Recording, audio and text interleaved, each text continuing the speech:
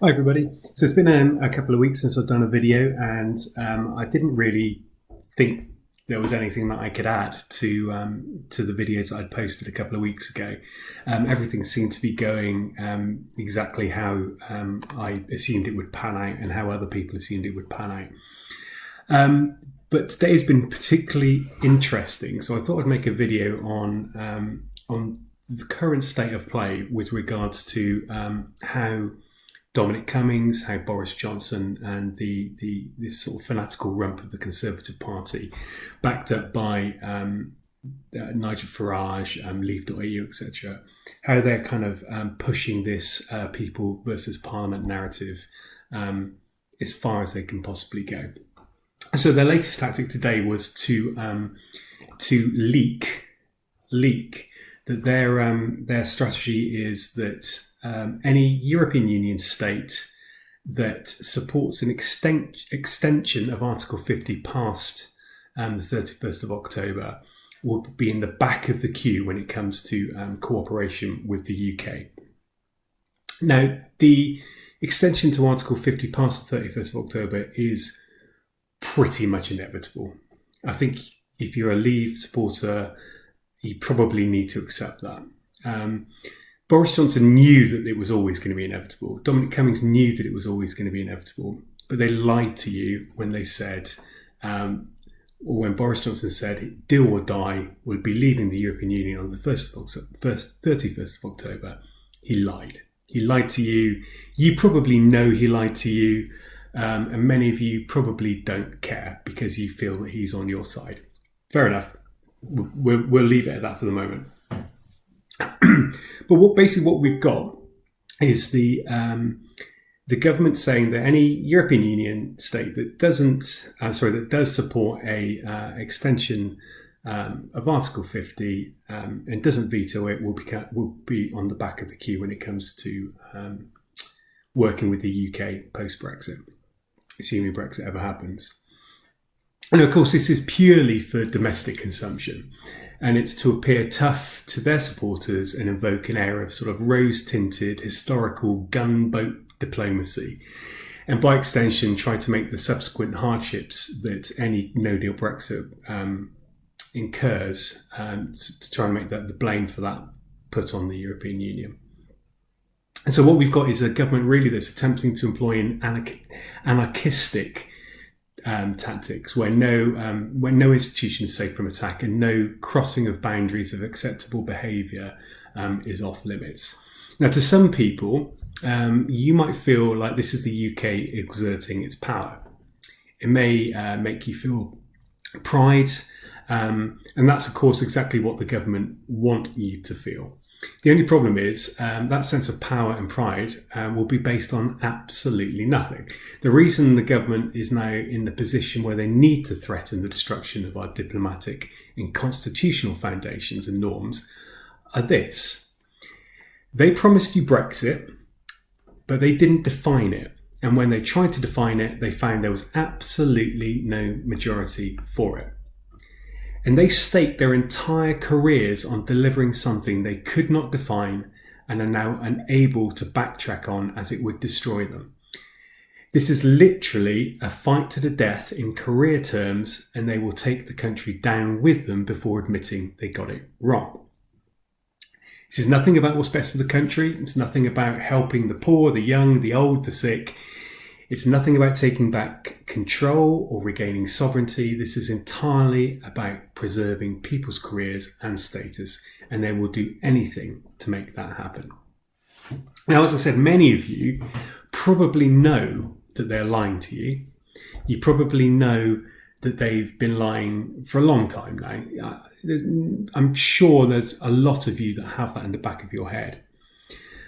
But some Leave voters, I think, even though that they know that they've been lied to, don't care. And the reason they don't care is because A, the lies support their own view on the subject, and B, the liars, these people think that the liars are on their side. Now, unless, of course, you're a very rich hedge fund manager that's shorting the pound, it's probably quite unlikely that a lot of these Brexiters are actually on your side. But it doesn't matter because a lot of Brexit supporters feel that they are. And that's the kind of the problem that we've got here, the problem between truth and fiction. And that's exactly what Dominic Cummings is doing. He's employing this tactic where you don't even muddy the distinction between truth and fiction, because Boris Johnson and Dominic Cummings don't care about persuading people that a lie is true. All they care about is creating a narrative that makes a certain group of people feel comfortable enveloped within that narrative. Regardless of whether those people believe it or not, they still feel comfortable within it. And they also know that to win a general election under first past the post, technically you only probably need about 30% of the population to vote for you. Theoretically, you could win every single seat in the United Kingdom on 30% of the popular vote. I mean, it's probably not going to happen, but theoretically that could happen. So it just shows that the problem with first past the post, which is not really a fit for purpose electoral system. So they know this, and they also know that there's a breakdown in traditional political allegiances. So the old left and the old right don't really exist anymore in a true sense. It very much breaks down now on Leave and Remain. So you have your hardcore Leavers, you have your hardcore Remainers, and then I would say you have the majority of the population sat somewhere in between that are neither hardcore in either direction, but they err on a certain way. So what Dominic Cummings and Boris Johnson want to do is to create a siege mentality, to create an enemy at the gates kind of mentality. Hence the lie that Germany wants to trap part of the United Kingdom in the European Union forever, wants to annex part of our country, in order to bolster the support, bolster the people behind what is a facade of bullshit, basically. And it could work, possibly, but I've got more faith in the British people than that. I still think that if we have a general election in November or December and we don't actually have a referendum beforehand, I think we're probably looking at another hung parliament anyway. And then I think the inevitability is that we will have another referendum. But anyway, I'm getting sidetracked. And then you've got people like Leave.EU that are posting propaganda on their social media, basically saying, I can't remember what it said. I don't want to share it because it's offensive, but it's basically saying we won 2 world wars. Apparently, I didn't realize there were so many 95-plus-year-olds in vote Leave.EU. But anyway, apparently they won 2 world wars and a World Cup, I think. They said. Again, I only thought there were sort of 11 plus people playing it for England during the 1966 World Cup, but maybe I'm wrong on that. Maybe there was hundreds and millions of people that did it.